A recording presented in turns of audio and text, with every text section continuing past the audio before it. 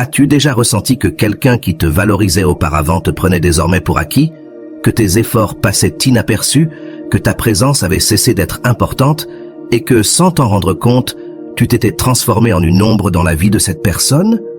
Comment en arrive-t-on là? Est-ce ta faute, un manque d'amour ou simplement une habitude? Le problème avec le désintérêt, c'est qu'il ne se manifeste jamais d'un coup. Au début, tout semble normal. Tu continues à donner, tu continues à être là, tu continues à montrer ton amour, ton attention, ton engagement. Mais peu à peu, tu remarques le changement. Des réponses plus froides, moins d'intérêt, moins d'efforts, et pire, tu t'accroches encore plus, croyant que si tu donnes un peu plus, si tu es plus patient, si tu comprends ses raisons, la situation changera. C'est ici que beaucoup se trompent. Nous croyons que lorsque quelqu'un cesse de nous valoriser, il faut faire davantage pour récupérer son attention. Mais la solution n'est jamais de donner plus, mais de faire quelque chose de complètement différent. Carl Jung disait que ce que l'on résiste persiste. Tant que tu continues à lutter pour récupérer l'attention de quelqu'un qui ne la donne plus naturellement, ce que tu obtiendras, c'est de t'épuiser. Parce que quand quelqu'un cesse de te valoriser, c'est qu'il pense que tu seras toujours là, peu importe comment il te traite. Mais que se passerait-il si, au lieu de continuer à essayer, tu faisais quelque chose d'inattendu? Que se passerait-il si, au lieu de supplier son attention, tu faisais l'inverse? Ce truc ne concerne pas la manipulation, mais la récupération du contrôle sur toi-même. Il s'agit de changer la dynamique, de briser le cycle de la dépendance émotionnelle et de faire en sorte que cette personne s'arrête et se rende compte de quelque chose de fondamental. Rolando l'explique clairement. Lorsque quelqu'un sent qu'il n'a plus besoin de faire d'efforts pour t'avoir dans sa vie, la valeur que tu lui donnes diminue. Mais quand tu cesses d'être disponible, quand tu priorises ta paix, quand tu deviens quelqu'un qui n'attend pas, tout change. Avant d'aller loin, je te serais reconnaissant si tu mets un j'aime à la vidéo, cela m'aiderait à continuer de diffuser cette philosophie. Si tu n'es pas encore abonné, je te recommande de t'abonner et d'activer la cloche pour ne manquer aucune vidéo. Maintenant, poursuivons avec la partie suivante où nous explorerons ce sujet plus en profondeur, avec les idées de Rolando et de grands psychologues comme Freud et Carl Jung. Ne le manquez pas. Le désintérêt n'arrive jamais de nulle part. C'est un processus qui, souvent, se déroule en silence. Un jour, tout semble normal, et le lendemain, tu sens que l'autre personne ne te regarde plus de la même manière, ne te répond plus avec la même émotion, ne te choisit plus comme avant. Mais pourquoi cela se produit-il? Rolando explique que lorsqu'une personne pense que son amour est garanti, elle cesse de faire des efforts. C'est quelque chose de naturel dans la psychologie humaine. Ce que l'on sait toujours disponible, on le prend pour acquis. Carl Jung disait que rien ne te lie plus à quelqu'un que la possibilité de le perdre. Et voici la question clé. Pourquoi continues-tu à être disponible pour quelqu'un qui ne te valorise pas? Le problème n'est pas que l'autre personne ait changé, mais que petit à petit, tu t'es adapté à recevoir moins, à justifier, à attendre, à te contenter. Mais l'amour ne devrait pas être perçu comme une bataille pour l'attention de quelqu'un d'autre. Freud parlait du principe de plaisir et de réalité. Notre esprit nous fait croire que si nous insistons suffisamment, si nous montrons à quel point on tient à l'autre, cette personne réagira. Mais dans la réalité, plus tu donnes sans réciprocité, moins tu as de valeur. Rolando l'explique avec une métaphore. L'eau n'a pas de prix tant qu'il n'y a pas de pénurie, l'air n'est pas valorisé tant qu'il manque, mais l'amour n'est apprécié que lorsque la présence devient absence.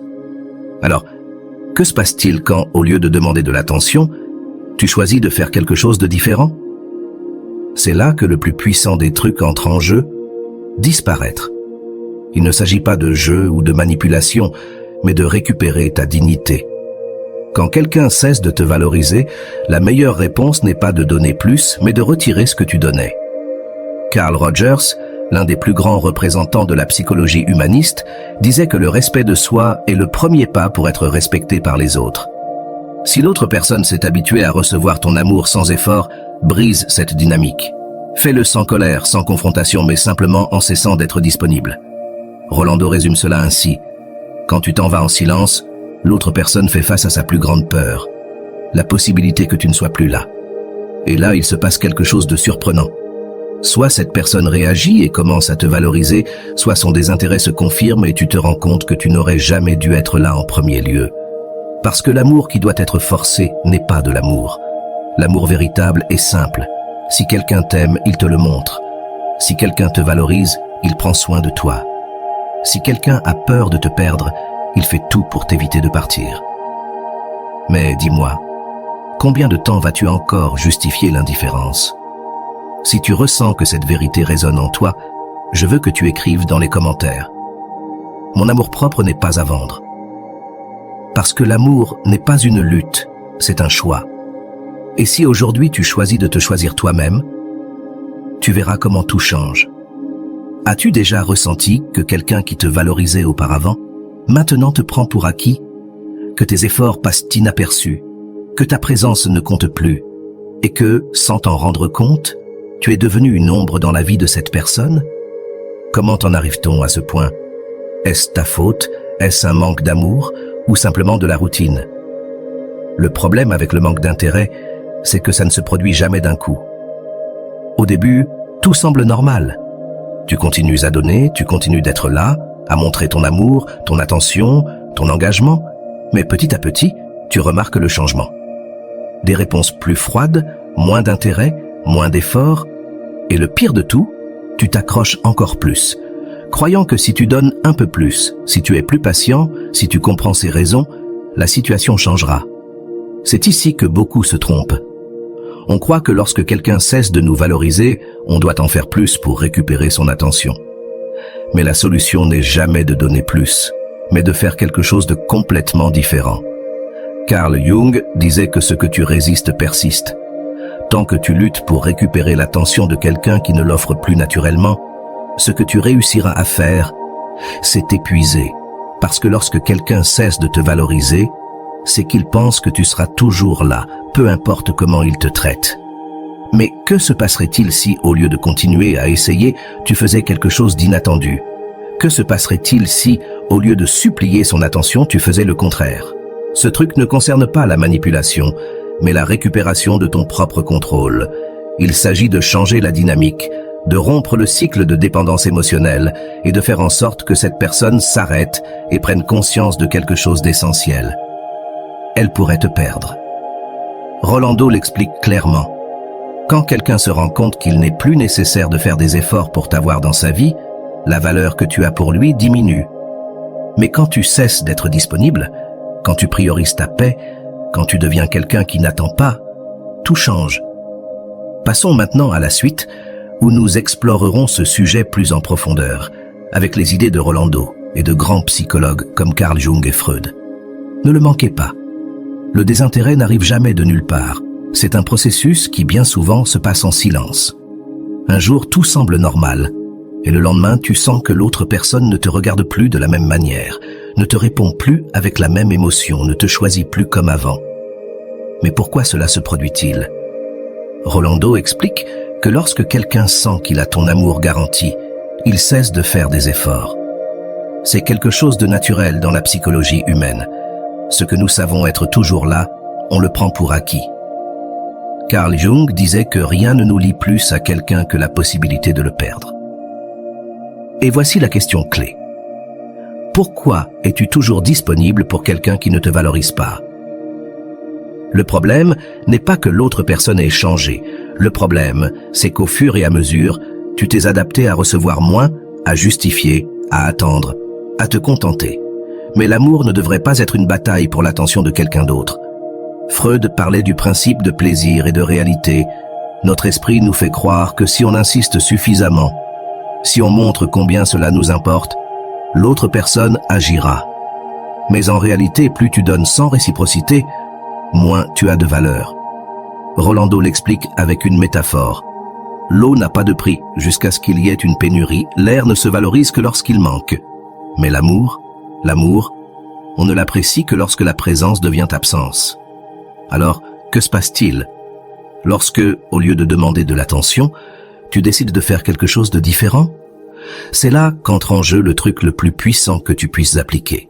Disparaître. Il ne s'agit ni de jeu, ni de manipulation. Il s'agit de récupérer ta dignité. Quand quelqu'un cesse de te valoriser, la meilleure réponse n'est pas de donner plus, mais de retirer ce que tu donnais. Carl Rogers, l'un des plus grands représentants de la psychologie humaniste, disait « Le respect de soi est le premier pas pour être respecté des autres. » Si l'autre personne s'est habituée à recevoir ton amour sans effort, brise cette dynamique. Fais-le. Sans colère, sans confrontation, simplement, laisse de ne plus être disponible. Rolando le résume ainsi. Quand tu t'en vas en silence, l'autre personne se confronte à sa plus grande peur, la possibilité que tu ne sois plus là. Et là, quelque chose de surprenant se produit. Soit cette personne réagit et commence à te valoriser, soit son désintérêt se confirme et tu te rends compte que tu n'aurais jamais dû être là en premier lieu, car l'amour qui doit être forcé n'est pas de l'amour. L'amour véritable est simple. Si quelqu'un t'aime, il le montre. Si quelqu'un te valorise, il prend soin de toi. Si quelqu'un a peur de te perdre, il fait tout pour t'éviter. Mais dis-moi, combien de temps vas-tu encore justifier l'indifférence? Si tu ressens que cette vérité résonne en toi, je veux que tu écrives dans les commentaires « Mon amour-propre n'est pas en vente », car l'amour n'est pas une lutte, c'est un choix. Et si aujourd'hui tu choisis de t'aimer toi-même, tu verras comment tout change. Rolando explique que lorsque quelqu'un cesse de te valoriser, la pire chose à faire est de montrer plus d'intérêt. Cela ne fait que renforcer la dynamique selon laquelle tu n'as pas besoin d'être apprécié, car tu seras là, peu importe comment on te traite. Alors, que dois-tu faire? La réponse est simple, changer d'énergie. Freud parlait du principe d'inversion émotionnelle. Lorsque tu te retires, l'autre commence à ressentir le vide de ton absence, et là, quelque chose d'intéressant se produit. Si tu comptais vraiment pour lui, il essaiera de te récupérer. Sinon, son indifférence se confirmera. Dans les deux cas, tu gagnes. S'il revient, ce sera avec plus de conscience de ta valeur. Et s'il ne revient pas, tu t'épargnerais des mois ou des années de souffrance émotionnelle. Mais dis-moi, combien de fois encore vas-tu ignorer les signaux? John Bowlby, avec sa théorie de l'attachement, explique que les gens ont tendance à valoriser davantage ce qu'ils croient pouvoir perdre. C'est-à-dire que le problème n'a jamais été que tu ne comptais pas pour lui. Le problème, c'est qu'il n'a jamais cru que tu pourrais t'en aller. Alors, maintenant, je veux que tu prennes une décision. Aujourd'hui est le jour où tu arrêtes d'attendre et commences à agir. Pas avec colère ni reproche, mais avec la conscience que ton amour, ton temps et ton énergie ne sont pas faits pour être gaspillés. Si ce message a résonné en toi, je veux que tu écrives dans les commentaires « Mon amour-propre n'est pas en vente », car la véritable transformation commence quand tu décides d'arrêter d'insister et de commencer à te choisir. Passons à la suite où je vais te raconter une histoire qui reflète exactement ce qui se passe quand quelqu'un se rend compte trop tard qu'il a perdu la personne qu'il n'aurait jamais dû prendre pour acquise. Ne la manque pas. Le soleil frappait les rues pavées d'Antigua, Guatemala, avec une chaleur plus pesante que d'habitude. Les ombres des arbres se dessinaient sur les bancs de la plaza centrale, et l'air sentait le café fraîchement torréfié, mélangé à l'arôme sucré des fleurs vendues dans les étals ambulants. Anna marchait sans hâte, mais le cœur lourd. Elle savait que cet après-midi marquerait un avant et un après dans sa vie. Elle avait rendez-vous avec Samuel, l'homme qu'elle avait aimé durant les 3 dernières années. Le même homme qui, peu à peu, avait cessé de la regarder comme avant. Le désintérêt n'était pas arrivé soudainement. Au début, c'était de petites choses, des messages qui tardent à être répondus, des appels qui devenaient plus courts, des projets qui étaient avant excitants et qui maintenant semblaient une obligation. Anna l'avait remarqué dès le début, mais elle avait préféré se taire. Elle s'était convaincue que c'était des imaginations de sa part, que Samuel était fatigué à cause du travail, que la routine les avait piégés, que toutes les relations passaient par des moments comme celui-ci. Mais il y avait quelque chose de plus profond qu'elle ne voulait pas admettre. Samuel avait simplement cessé de faire des efforts, pas parce qu'il ne l'aimait pas, mais parce qu'il sentait qu'il n'avait plus besoin de faire quoi que ce soit pour qu'elle reste là, parce qu'elle rendait tout facile. Les mois passèrent et le vide entre eux grandit. Anna essaya de combler cet espace avec plus d'amour, plus de patience, plus de compréhension. Elle lui envoyait des messages doux le matin, organisait des surprises, faisait tout pour lui rappeler que son amour était intact, mais ce n'était pas l'amour qui était le problème. Le problème était que Lorsqu'on sent que quelqu'un sera toujours là, on cesse de faire des efforts pour le garder. Cet après-midi-là, à Antigua, alors qu'elle attendait Samuel dans le café où ils allèrent d'habitude, Anna prit une décision. Elle n'allait rien lui expliquer, ne lui demander de changer, ni lui supplier de redevenir l'homme qu'il avait été. Elle allait simplement disparaître. Lorsque Samuel arriva, il avait cette attitude décontractée qu'Anna aimait tant, mais qui, maintenant, la blessait. C'était comme s'il ne se souciait de rien, comme s'il était certain qu'elle serait là, peu importe comment il la traitait. Il s'assit en face d'elle, lui donna un baiser sur la joue et lui sourit, sans remarquer que quelque chose en Anna était déjà brisé. Ils commandèrent un café, parlant de choses futiles. Mais cette fois, elle ne tenta pas de combler les silences gênants. « Tu vas bien ?» demanda Samuel, remarquant pour la première fois en des mois qu'il y avait quelque chose de changé en elle. Anna le regarda et sourit. C'était le sourire le plus sincère qu'elle ait eu depuis longtemps. « Oui », répondit-elle. Et au fond, elle savait que c'était vrai, car elle n'attendait plus rien de lui. Quand ils eurent terminé leur café, Samuel l'accompagna jusqu'à l'entrée du parking où elle avait laissé sa voiture. Il lui donne un baiser sur le front, comme il le faisait toujours. Mais cette fois, Anna ne ressent rien. Ils se dirent au revoir, et alors qu'ils s'éloignaient, elle comprit qu'elle ne lui enverrait plus jamais de message, qu'elle n'attendrait plus jamais d'appel, qu'elle ne lui demanderait plus jamais s'il l'aimait. Parce qu'à partir de ce moment-là, Samuel allait ressentir ce qu'il n'avait jamais ressenti auparavant. Son absence. Si cette histoire a résonné en toi, je veux que tu écrives dans les commentaires « Mon amour-propre n'est pas en vente » parce que l'amour qui doit être demandé n'est jamais un amour réel. Passons à la suite où nous verrons comment Samuel a réagi lorsqu'il s'est rendu compte qu'Anna, pour la première fois, avait cessé d'être disponible. Ne le rate pas. Samuel mit des jours à remarquer la différence. Au début, il ne se rendit même pas compte qu'Anna n'envoyait plus les messages habituels, qu'elle ne lui demandait plus comment il avait dormi, qu'elle ne tentait plus de faire des projets pour lui. C'était juste une semaine comme les autres. Mais au bout de 3 jours sans qu'Anna ne le contacte, quelque chose à l'intérieur de lui se produisit. C'était subtil, comme une gêne qu'il ne pouvait pas expliquer. La routine l'enveloppait. Il poursuivit son travail, ses amis, sa vie, comme si rien n'avait changé. Mais cela avait changé et il le comprit lorsqu'il déverrouilla son téléphone sans y penser et se rendit compte qu'il n'y avait pas de nouveaux messages de sa part. Quelque chose lui sembla étrange.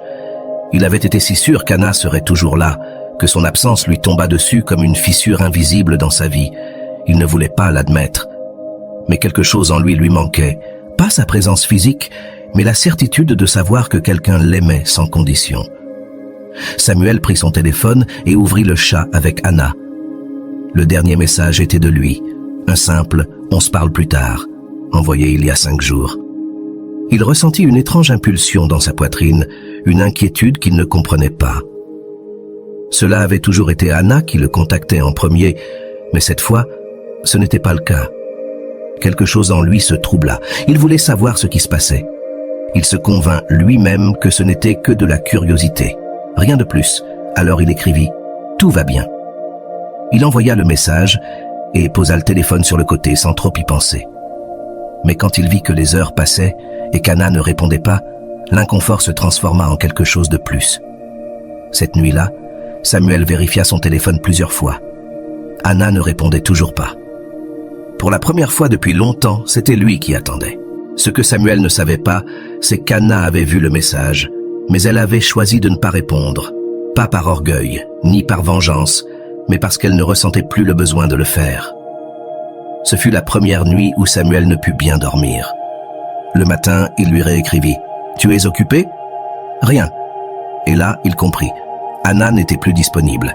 L'air de la ville avait un goût différent, comme si le silence d'Anna remplissait chaque espace qu'elle avait auparavant occupé avec son amour. L'absence qu'il n'avait jamais crainte était désormais bien réelle. Si cette histoire a résonné en toi, je veux que tu écrives dans les commentaires « Mon amour-propre n'est pas en vente », parce que l'amour ignoré trop longtemps finit par disparaître. Passons maintenant à la suite, où nous verrons comment Samuel a affronté la peur qu'il n'avait jamais cru ressentir. La possibilité qu'Anna l'ait vraiment laissé derrière. Ne le manquez pas. Samuel n'avait jamais été le genre d'homme à attendre des réponses. Il était toujours de l'autre côté. Ça avait toujours été Anna qui comblait les silences, qui envoyait des messages en premier, qui s'assurait que la relation continue de fonctionner. Mais maintenant, pour la première fois, le silence ne dépendait pas de lui. Les jours passèrent. Anna continuait de ne pas répondre. Il réessaya encore. « Tout va bien. Ai-je fait quelque chose de mal ?» Rien. Samuel commença à vérifier son téléphone plus fréquemment. À chaque fois qu'une notification sonnait, son cœur battait un peu plus vite, seulement pour être déçu en voyant que ce n'était pas elle. Il ne voulait pas l'admettre, mais Anna lui manquait. Son absence remplissait chaque espace de sa routine. Le café du matin n'avait pas le même goût sans son message de « bonne journée ». Les nuits étaient plus longues sans ses appels. Toute la journée semblait vide, sans la certitude qu'à un moment donné, elle chercherait à le contacter. Il se disait à lui-même que c'était absurde, qu'il était juste habitué à son attention, que cela ne signifiait rien. Mais alors, une pensée le frappa avec plus de force que prévu. Et si elle n'avait plus besoin de moi? L'idée lui tordit l'estomac, car jusque-là, il avait toujours pensé qu'Anna serait là, que peu importe combien il ignorait ses efforts, combien il tenait sa présence pour acquise, elle reviendrait toujours. Mais cette fois, elle ne semblait pas revenir. Samuel ressentit pour la première fois la peur qu'Anna avait ressentie tant de fois auparavant. La peur de perdre quelqu'un sans l'avoir remarqué à temps. Il essaya de l'appeler, mais il tomba directement sur la messagerie. Il lui envoie un autre message. « Anna, parlons. » Silence. Cette nuit-là, Samuel ne put pas dormir.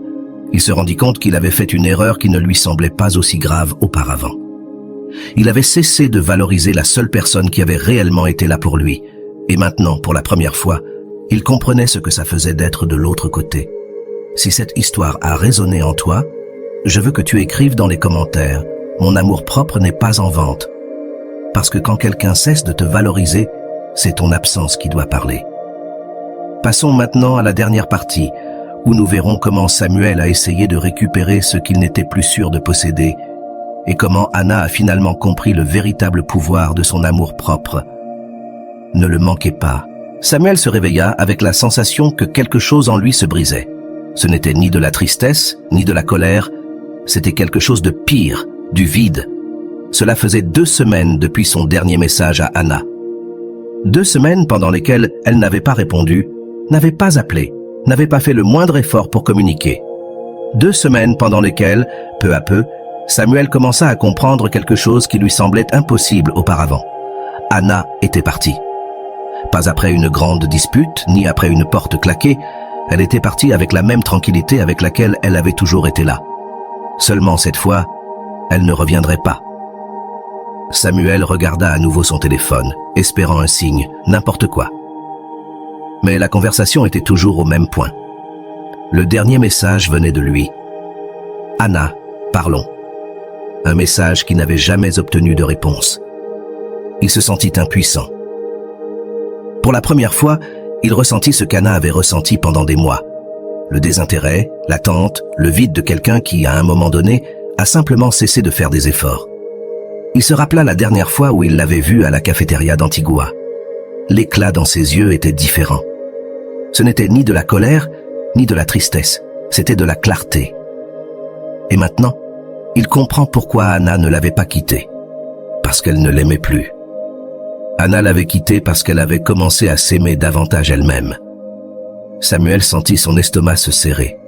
Il avait toujours pensé que l'amour d'Anna était inconditionnel, que peu importe combien elle s'éloignait, elle serait toujours là.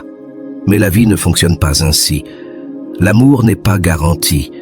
L'amour se cultive, se protège, se nourrit, et lui, par orgueil et confort, avait laissé l'amour se faner. Il pensa à l'appeler, mais il savait qu'elle ne répondrait pas.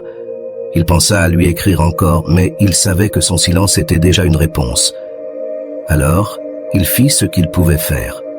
Il prit son téléphone et écrivit un dernier message. « Je suis désolé, trop tard, mais je suis désolé. » Il ne s'attendait pas à ce qu'Anna réponde. Il n'avait pas le droit d'attendre quoi que ce soit. Mais cette fois, il voulait qu'elle sache que son amour avait été vu, que son absence avait été ressentie, et que même si c'était trop tard, son départ avait tout changé. Samuel bloqua son téléphone et ferma les yeux. Pour la première fois de sa vie, il avait appris ce que ça faisait de perdre quelqu'un qu'il n'avait jamais cru pouvoir quitter. Si cette histoire a résonné en toi, je veux que tu écrives dans les commentaires « Mon amour-propre n'est pas en vente ».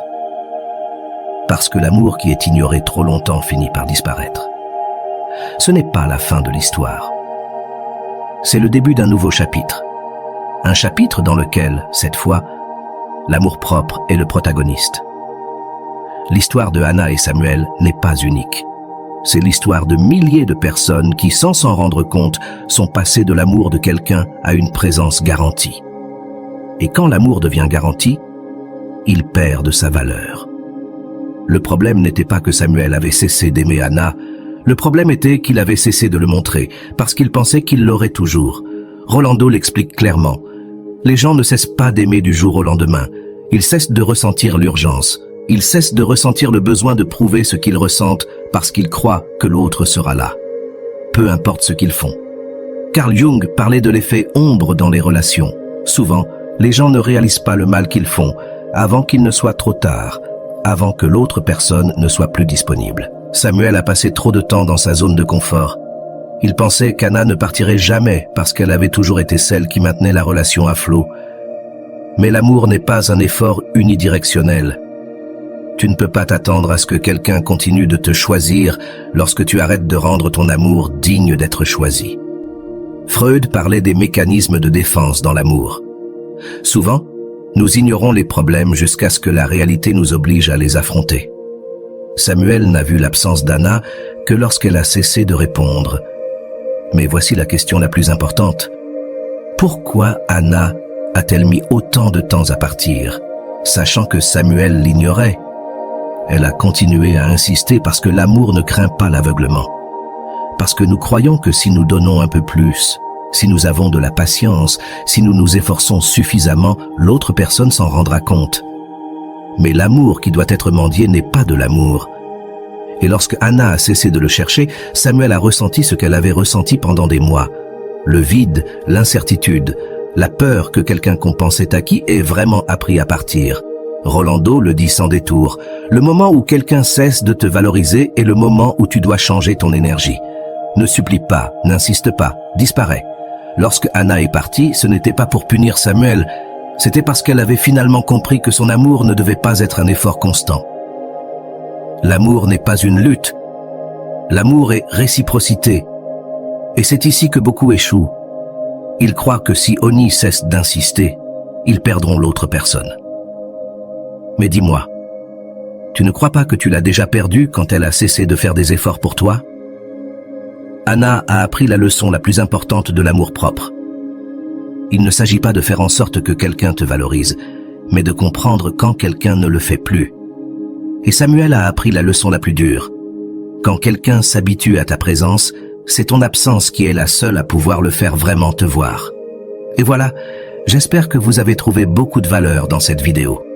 Merci d'être resté jusqu'à la fin de cette vidéo, j'adore quand vous faites ça. Si vous voulez une autre vidéo sur ce sujet, écrivez en commentaire, j'en veux encore plus.